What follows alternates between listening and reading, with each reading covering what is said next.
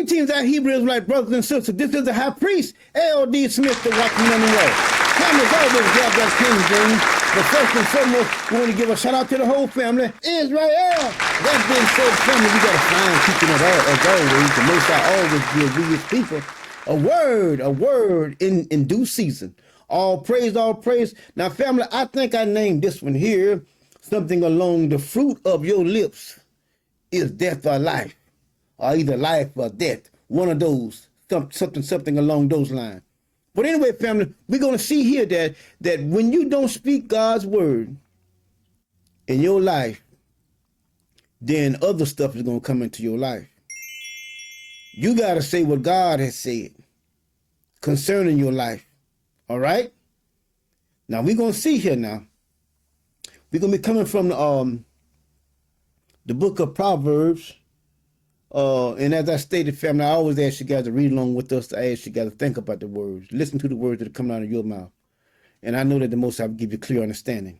Now, that being said, we're going to go forth into our teaching. And as I stated, I want you to think about it. Think about it, please.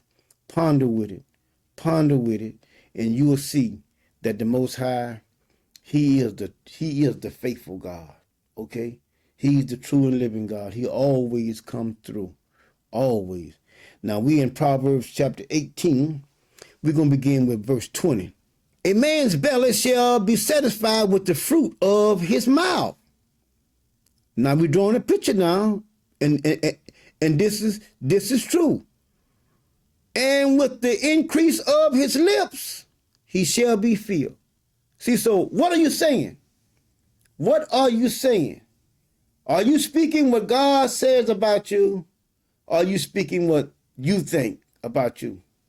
See, Jeremiah, when the Most High came to my ancestor Jeremiah, he told him, he says that before he know him, before he put him in his mother's womb, he said he knew him.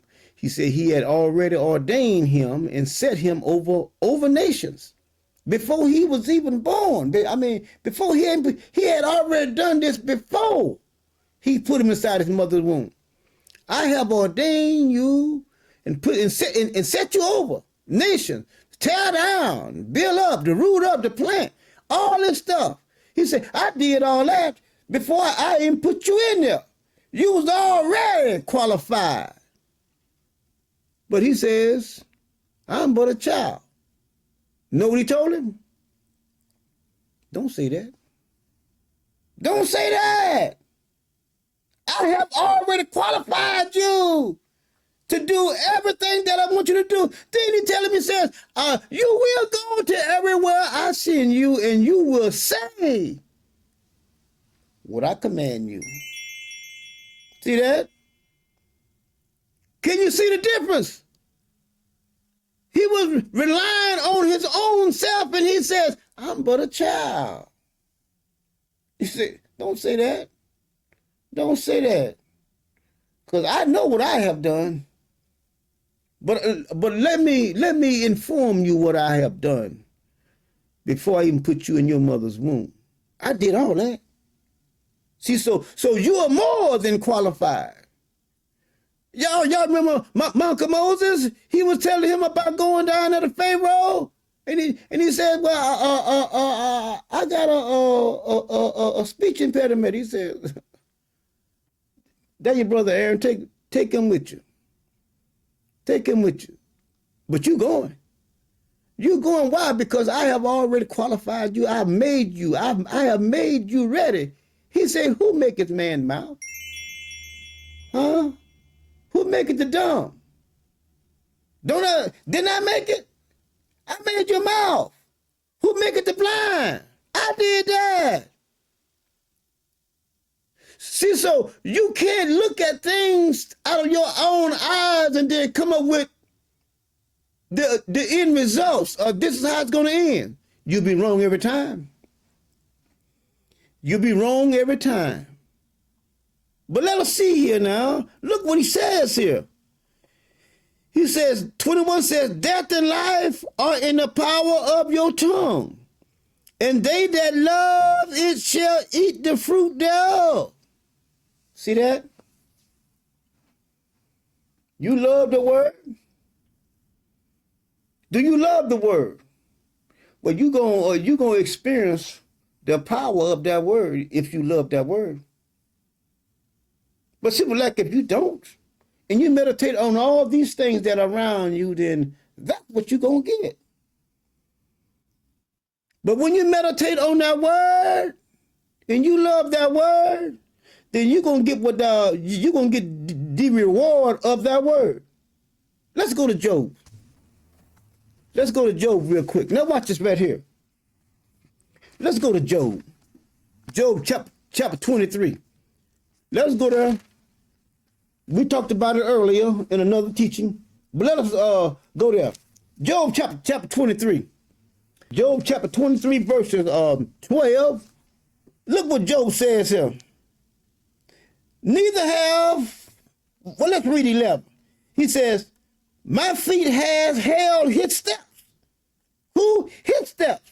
I have walked in the way that he want me to walk. His ways have I kept and not declined. Neither have I gone back from his commandments, from the commandments of his lips. I have esteemed his words, whatever he have said, words of his mouth more than my necessary food. See that? See that? I love his word more than life itself.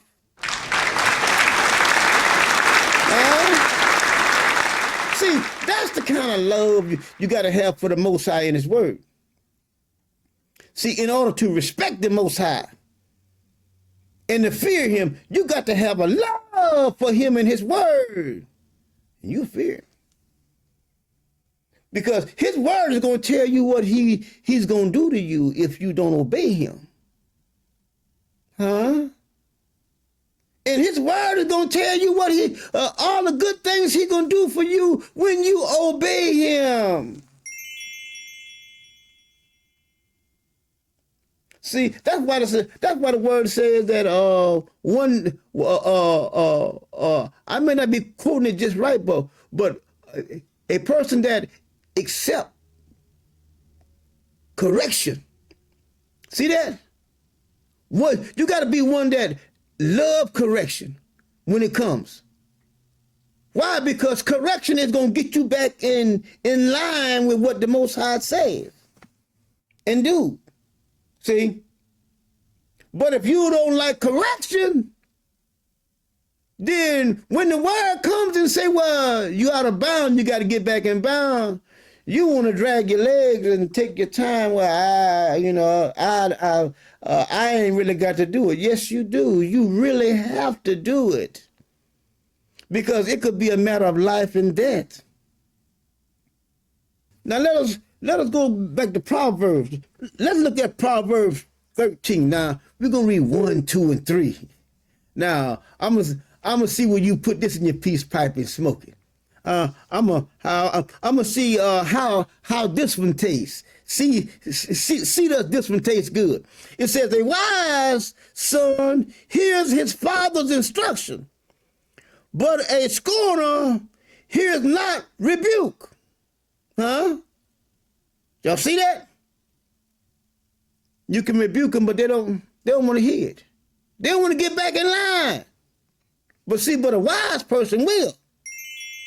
He says, a man shall eat good by the fruit of his mouth, but the soul of the transgressor shall eat what? It's right in the pages. And I didn't write this.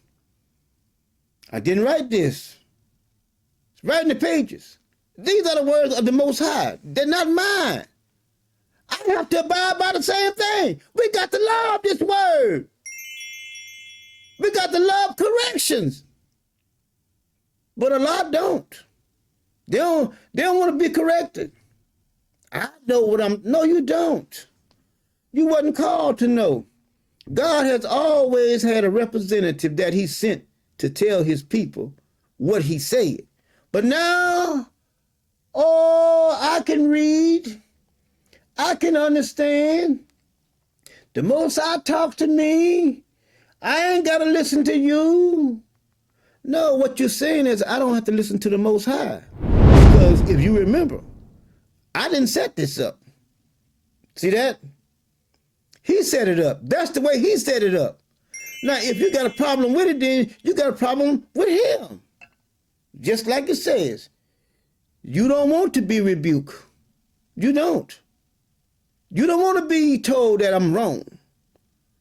You know, I got my own mind. I tell you, that's the wrong thing to do. And I'm showing to you right in the pages. Look what it says. Shall eat violence. He that keepeth his mouth keepeth his life. But he that openeth wide his lips shall have destruction. I don't want to do it like that. I ain't going to do it. I'm not going to listen to him. No, I can read. As a matter of fact, I can read better than he can. But you see, I didn't read this. I mean, I didn't write this, and it's right in the pages. It's telling you what's going to happen to you. And see, have you not noticed, even in this life, that even they don't tell you, I mean, they have to tell you in this life what they're going to do to you before they do it. They have to tell you. Even if they say, well, we're going to place you up on the rest, they're telling you. Yes, it's called, I think it's called your Miranda rights or something like that. But they have to tell you what they're doing before they do it.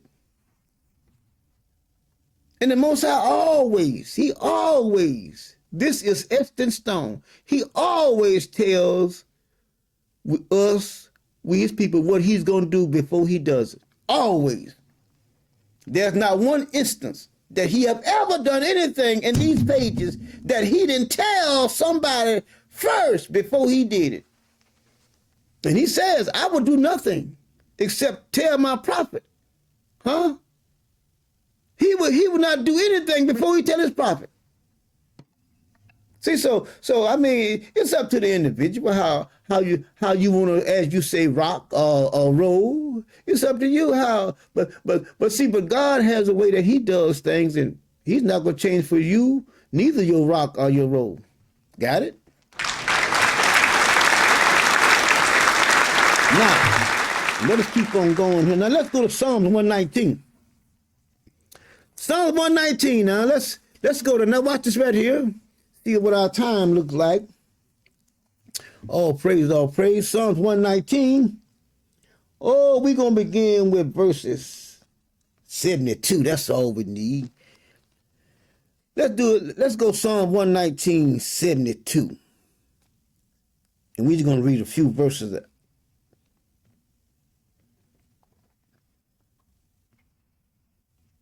Okay, well, now let's back up because 71 will help out a lot of people. See, because this goes along with what I was just talking about. Let's back up to verse 70. Their hearts is as fat as grease, but I delight in thy law. See that? It is good for me that I have been afflicted. See that? Oh, you hurt my feelings. Huh? You rebuked me. See? But you don't want to tell you anything because why? You already know it. So you say. But see, you can see here that the individual is saying that they was out in the bushes. And they were glad that someone showed them the way out of the bushes by telling them what you're doing is wrong. He said, that I might learn. That's that. See that? You don't want to learn. You do not want to learn. You want to do it your way. But how can you learn doing it your way? The Most High has his way that you're going to learn. And see, let me say this in passing. You guys know about Samuel, right? When Samuel mother Hannah she came in and cried and asked Eli, and Eli thought she was drunk, and she was praying, about how she wanted to have a child and whatnot. And Eli found out that she wasn't drunk, and he told her, go back home. The Most High God have heard your cry. So then anyway, they go back home, and the long story short, she comes up and she's pregnant. So she comes back and she tells Eli, God have given me what I wanted, given me a man child. And I'm gonna lend him to the Lord for all the days of his life. That he gonna be in the temple with you, Eli. Now Eli is the high priest because Eli is living in the temple. Now we fast forwarded. Eli is training. He's training Samuel the way of the Most High because he is in there with him. He's in the temple. See, Samuel can't learn on his own. He has to be taught. He has to be taught by who? The high priest. All priests are taught by the high priest. Okay? The high priest taught Samuel because Samuel didn't know that it was the Lord calling him. And he went to Eli, and Eli told him, say, if he calls you again, it is the Lord. And then you say, here I am, Lord. Okay? See, Samuel learned that from Eli. Eli instructed him what to do. See, that's what an instructor does. He instructs his pupil what to do. Okay? So you can see here that Eli, the high priest, was instructing Samuel while he was living with him in the temple. And then you go on and you look a little further and you see Samuel there is ministering to the Lord in front of Eli. It is a student. Yeah. Ministering to the Most High God in front of his, as one might say, professor, but he's the high priest. But see, that's how it works. God has an order. When you see the priest anywhere in the scripture reading, somebody had to teach them. And who taught them? The high priest. And how did the high priest teach them? Out of this book. He had to teach them out of the book of the law. He just didn't start rambling off stuff. He had to teach them out of the book of the law. But of course, if one doesn't know how the Most High operates, then of course one is going to say any and everything. But that's even if you go to college, you don't tell your professor what to do. Your professor, he's teaching you. Then you go off, and then you can one day be a professor, and then you teach those. That's even the order in this life. But anyway, let's look at this right here, and finish this off right here. We're looking at verses 70. We started at 70. And we're gonna come on down and do 72. It says, the law of thy mouth is better unto me than thousands of gold and silver. See that? See that? Do you see that? That's why you should meditate on this word, because this word is going to do you all the good. This word is tried and it's true. It's going to do exactly what the Most High said it's going to do. It's going to be a defense for you. All right, let's go here now. We're going to finish off. 73 says, thy hands have made me and fashioned me. Give me understanding that I may learn. Huh? See that? See that? Do you see it? See, Samuel didn't come out of his mother knowing about the Most High, but Eli had to instruct him, and he learned. And then you go and you see, and it says that the word went out that Samuel was a prophet, and not one of his words didn't come to pass. In other words, did not one of his words fall to the ground. All of his words were true. But let's keep on going here. That I may learn what? That I may learn what? Your commandments. They that fear thee will be glad when they see me, because I have hope in your word. See that? In your word. But family, we gonna close there. Again, I say I want you guys to meditate. Go back, play it over, listen to it, ponder with it, think about it. If you got any family members, call them, email them, text them, whatever way you want to do it. Call. It doesn't make. Just make contact with them and tell them, look, y'all, let's do this as a family. If you say Hebrew, let's do it as a family. And see, we all do it together as one. Huh? We do it all as one, and we'll see that this word is going to build up a standard for us in this coming time that we all going to face. Giving all praise to the Most High living God of Israel. Until next time, family, we say we love you guys on the count of 3. 1, 2, 3. One word, one God, one people, one love.